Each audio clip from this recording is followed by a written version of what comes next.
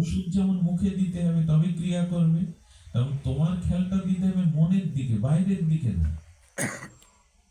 যেমন এখানে যে আপনারা হরিকথা শুনতে এসছেন, এখানে বসেও আপনাদের কোনো শুভ ক্রিয়া, মঙ্গল ক্রিয়া, কল্যাণ হবে না যদি শরীর এখানে থাকে, মন অন্যখানে থাকে।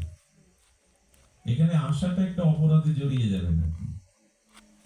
যদি এখানে এসে মনটা হরিকথাতে না দিতে পারেন, মন যদি অন্য বিষয় ভাবনা ভাবতে থাকে, তাহলে এখানে আসার যে ফলশ্রুতি, প্রাপ্তি, কৃপা, করুণা কিছুই।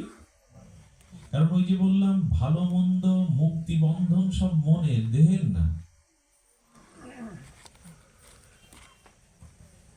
বহু পূর্বে শুনেছেন, ছোটবেলা থেকে সুসংস্কারে একজন বন্ধু ভগবত ভক্ত, তারই ছোটবেলার বন্ধু অসৎ রঙ্গে, অসৎ সঙ্গে সে মদ, নারী, জুয়ায় ডুবে থাকে। বহু বছর পর দুজনের দেখা হলে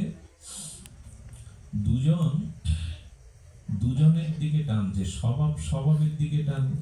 সারা জীবন হরি হরি করলি, নিরামিষ খেলে, আজকে চল একটু বাইরে বাড়ি চল, নাচ গান মদ খাবে। আরে একদিন করলে কি দোষ, একটু দেখ জীবনের আনন্দ কোথায়।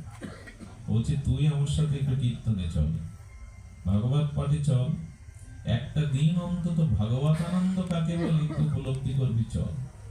যার যা স্বভাব সেদিকে সে টানে। তো সেদিন ঘটনা ঘটেছিল যে দুইজনের জায়গায় গেল, কারণ যার যে স্বভাব সে সেখানে জোর করে কিছু করা যায় না। কিন্তু সেই ভগবত ভজনকারী ভক্ত আজ ভাগবতে বসে বসে তার মন বলছে সারাটা জীবন বাহ্যিক কোনো আনন্দ সুখ নেইনি। আজকে বন্ধু বলল একটু গিয়ে দেখা যেত, সেখানে হয়টা কি।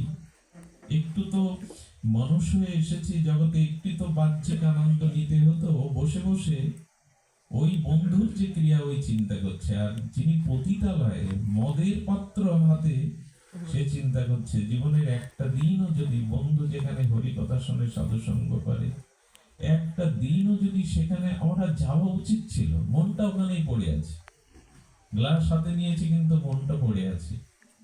শাস্ত্র জানাচ্ছেন, মহাজনরা জানাচ্ছেন, টিকাকারগণ,